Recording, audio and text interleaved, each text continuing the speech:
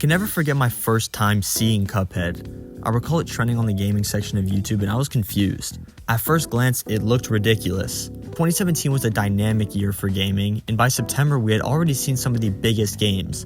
Some heavy hitters like Resident Evil 7, Injustice 2, For Honor, and then all the massive titles that came with the Switch like Breath of the Wild and Splatoon 2.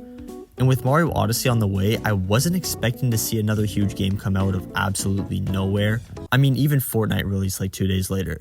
Now I know Cuphead wasn't completely out of the blue for everyone, as it was a game that got announced in 2013 and had a preview at E3 in 2014, but I was like 11, so I wasn't really kept up to date, especially not on indie games.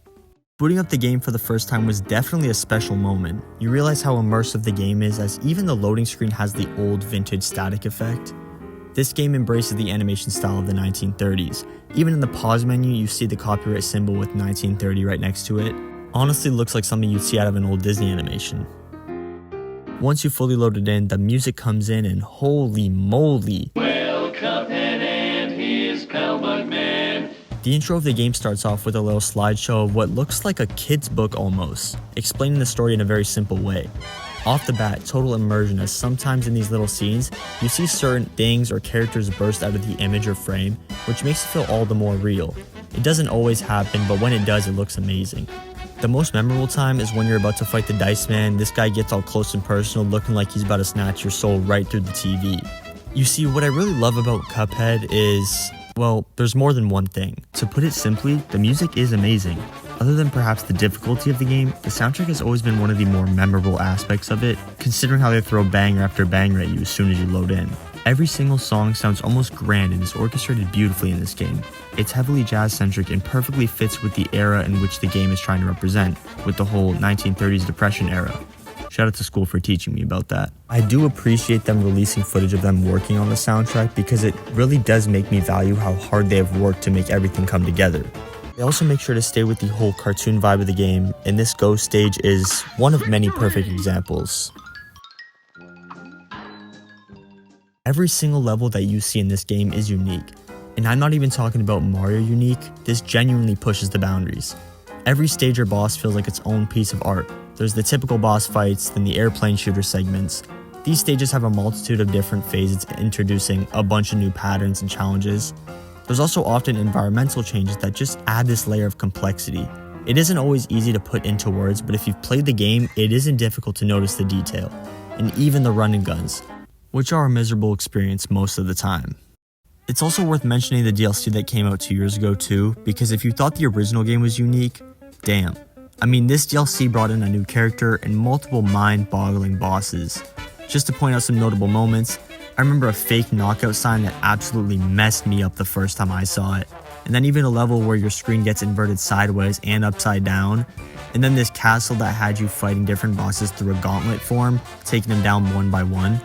The delicious last course provided a lot of new abilities which made the old levels feel much easier, but boy did that feeling wear off quickly after realizing how much harder the new levels were, particularly on Expert.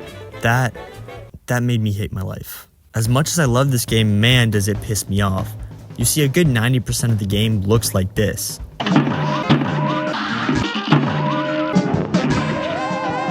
And then a good 10% looks like this. That part that hurt the most was when you knew you were about to beat a boss and then you die. Dying sucked, but it was like putting salt in a wound when they showed you being a few pixels away from reaching that flag. Sometimes you wouldn't even see that progress bar at the end because the slightest mistakes early on would have you reset. But even with odds like those, I could never find myself quitting because of how rewarding every win felt. Mastering a pattern that a boss had, or even entire levels, has got to be one of the best feelings for a game like this, because there'll be those moments where you're so locked in, nothing touches you, and you feel invincible. And that's the thing with Cuphead. The level of difficulty only increases when it comes to 100%ing the game. The game demands picture-perfect gameplay with little to no mistakes. That checklist at the end of every level completed needs to be flawless. You gotta beat the game with a low time, get all your parries, 0 damage taken. Remember those running guns I just mentioned? In order to properly beat them on your completionist journey, you need to get the pacifist rank, which is where you have to avoid getting hit, but on top of that need to avoid killing any enemies whatsoever. However, there's always a charm to a game that takes hours and hours to master. Look at something like Geometry Dash or that one game Osu, or even Elden Ring, which might be on a whole other level of mastering to be fair. Point is, it makes the game feel worthy of playing over and over and over again. Cuphead is one of the most immersive, masterful, and absolutely infuriating pieces in gaming, and with all of those blended together, it just so happens to make one of the most beautiful games of all time.